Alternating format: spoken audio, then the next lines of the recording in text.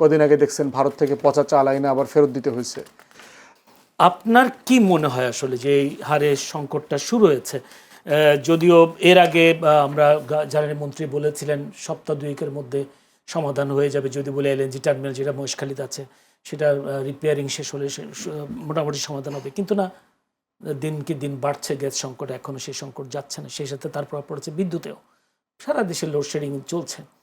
এখন এখান থেকে উপায়টা কি? যদিও আপনি বলেছেন 8 আগস্টে যে সবার আগে বাংলাদেশের পরিবর্তে সবার আগে লুটপাটতন্ত্র কায়েমের চেষ্টা এবং জ্বালানি খাতকে বেসরকারীকরণের উদ্যোগের মধ্য দিয়ে পাকাপোক্তভাবে লুটপাটের আয়োজন চলছে, এই বিষয়টাও নিয়ে আপনার জানতে চাই। আবার জ্বালানির সংকট আসলে সমাধানের পথটা কি আসা? তিনি বলেছেন, জ্বালানি মন্ত্রী বলছেন, দিন গোনা ছাড়া কোনো উপায় নেই।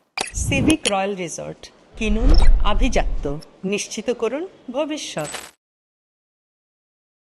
প্রথম কথা হচ্ছে যে জ্বালানি সেক্টরে আজকে যে ক্যাওয়াস চলছে এ পুরো দায় বিএনপির না।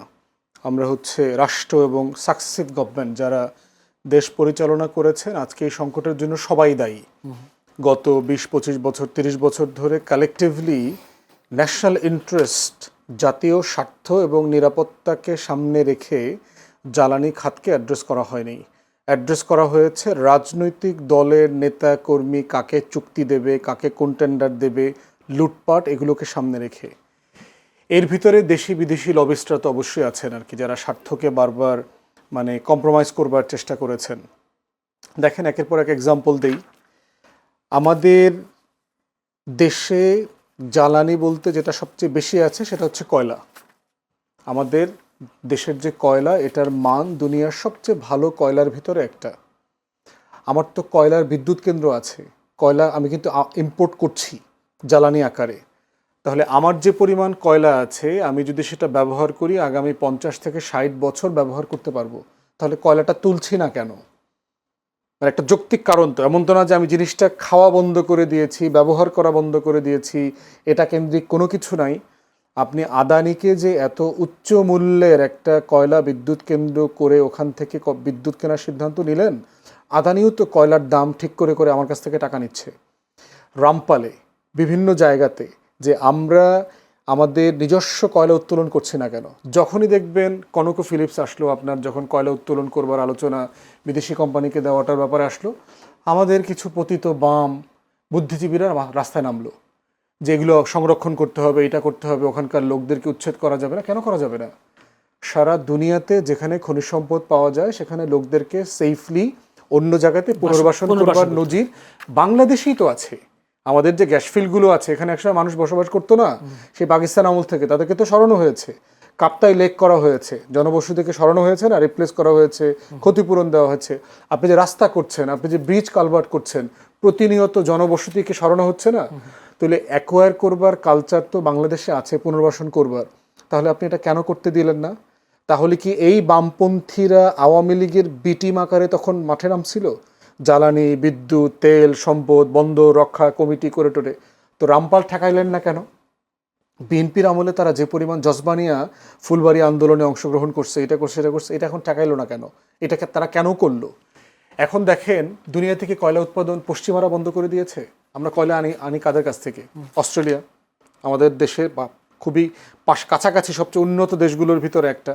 তারা তো কয়লা উত্তোলন করছে, হাজার হাজার কোটি কোটি টাকার, বিলিয়নস অফ ডলারের কয়লা উৎপাদন করছে। তাহলে আপনি কাঠামোগতভাবে দেখেন, আমার গ্যাস একসময় আমি স্বয়ংসম্পূর্ণ ছিলাম আমার প্রয়োজনে, কারণ আমার প্রয়োজনটা কম ছিল। পাকিস্তান আমলে এত বেশি গ্যাস উঠতেছে, তখন তো আমার এত ইন্ডাস্ট্রি ছিল না, আমার জনসংখ্যা তো ছিল না। তখন চিন্তা করতে পারছে না গ্যাসটা দিয়ে তারা কী করবে, কারণ রিজার্ভ করে রাখার আবার তো আমার মেকানিজম নাই এখানে। তখন সিদ্ধান্ত নেওয়া হলো যে ঠিক আছে, গ্যাসটা বাড়ি বাড়ি দিয়ে দাও। এই লাইন করে করে কিন্তু আপনার গ্যাস পাইপলাইন করে করে বাড়িতে বাড়িতে দেওয়ার কালচার শুরু হলো। কিন্তু গ্যাসের আসলে প্রায়োরিটি খাত কোনটা হওয়া উচিত ছিল আমার? আসলে আমি গ্যাস দিয়ে সবচেয়ে কী কাজ করি আপনি চিন্তা করে দেখেন। আমার ফুড সিকিউরিটি, আমার এখন পর্যন্ত আমার জনগণের খাদ্য নিরাপত্তা তৈরি হয় নাই। প্রতি বছর আমার অনেক 7, 8, 10 লক্ষ মেট্রিক টন আপনার চাল বিভিন্ন জায়গাতে কিনতে হয়। কদিন আগে দেখছেন ভারত থেকে পচা চাল আইনে আবার ফেরত দিতে হয়েছে। তাহলে আমার দেশে যে পরিমাণ সার কারখানা আছে, এটার আমার প্রয়োজন হচ্ছে 35 থেকে 40 লক্ষ মেট্রিক টন সার। আমার ক্যাপাসিটি আছে 22 থেকে 25 লক্ষ মেট্রিক টন প্রডিউস করবার। কিন্তু বছরে আমি প্রডিউস করছি মাত্র 4 থেকে 5 লক্ষ মেট্রিক টন। কেন করতে পারছি না? কারণ ওই সার কারখানাগুলোতে আমি গ্যাস দিতে পারতেছি না। তাহলে গ্যাস আপনি কোথায় প্রায়োরিটাইজ করবেন? বাড়িতে বাড়িতে দিবেন, প্রায়োরিটাইজ করবেন? বিদ্যুৎ উৎপাদনের জন্য প্রায়োরিটাইজ করবেন, না আপনার ফুড সিকিউরিটির জন্য প্রায়োরিটাইজ করবেন? আপনি কি ডোমেস্টিক ইউজে বেশি প্রায়োরিটি দেবেন, না আপনার ব্যবসা বাণিজ্য? 200-র উপরে কোম্পানি বন্ধ হয়ে গেছে রিসেন্টলি, আপনার স্টাফদেরকে ছুটি দিয়ে বাড়ি পাঠিয়ে দেওয়া হয়েছে। তাহলে আপনার বাসায় শুধু বিদ্যুৎ থাকলে হবে? মানে আমার খাবারও তো কিনে খাওয়ার মতো সক্ষমতা তৈরি হইতে হবে। তাহলে এই যে এনার্জি সাইকেলটা আমি তৈরি করলাম ডিপেন্ডেন্সি নির্ভর, মানে পরনির্ভরশীল, আমদানি নির্ভর, এবং আমার সচ্ছল হওয়ার পথটাকে রুদ্ধ করে দিয়ে, আপনি দেখেন 2016-17 দিকে আমাদের গ্যাস উৎপাদন সবচেয়ে বেশি ছিল, আমাদের 270 ওই যে কিউবিক ঘনফুট যেটা বলে আর কি, এরকম। তো এখন সেই বছর থেকেই আপনি এলএনজিকে কেন ট্রান্সফর্ম করলেন? মানে আপনার তো ওই বছরটাতে সংকট ছিল না, তো আপনি এলএনজির লাইসেন্সটা কেন দিলেন?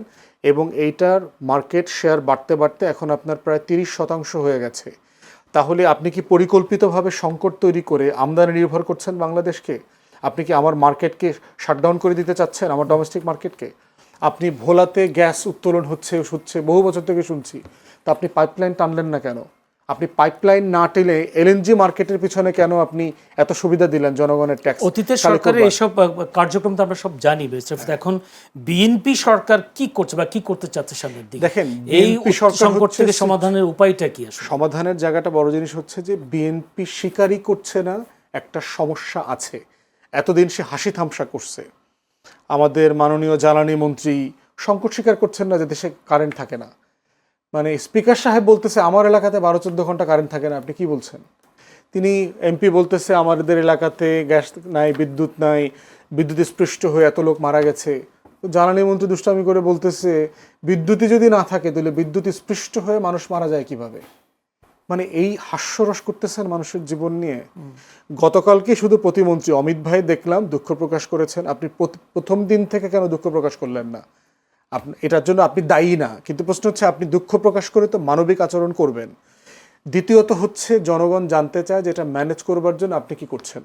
বলা হচ্ছে মহেশখালীতে আপনার ভাসমান টার্মিনালে আগুন লাগছে। এটা কিভাবে আমরা জানলাম? কোনো ইনভেস্টিগেশন হয়েছে? কেন হইল? কোনো কিছু কিন্তু আমরা জানি না। শুধু আমাদেরকে বলা হয়েছে ওখানে আগুন লাগছে। আগুনের কোনো ছবি দেখছি, কোনো প্রসেস জানি, কি থেকে কি হইলো না হইলো, সারতে কেন দেরি হচ্ছে? তাহলে কি আপনি পরিকল্পিতভাবে একটা সংকট তৈরি করছেন, যেটা এর আগে তেলের সংকটের সময় আমরা দেখেছি? থার্ড হচ্ছে আমরা জানি না যে আপনি আগামী দিনগুলোতে কি করবেন, আপনার রোড ম্যাপটা কি, যে আপনি এইটা, যেমন মাননীয় প্রধানমন্ত্রী বলছে মিয়ানমার থেকে নাকি এলএনজি আনবে, এটা বুঝে শুনে বলছেন? ওনাকে যারা অ্যাডভাইস করতেছে ওই অ্যাডভাইজাররা তো গাঁজাখোর না হইলে তো এই কথা তো ওনাকে বলার কথা না। মিয়ানমার থেকে আপনি কিভাবে গ্যাস আনবেন, এলএনজি আনবেন?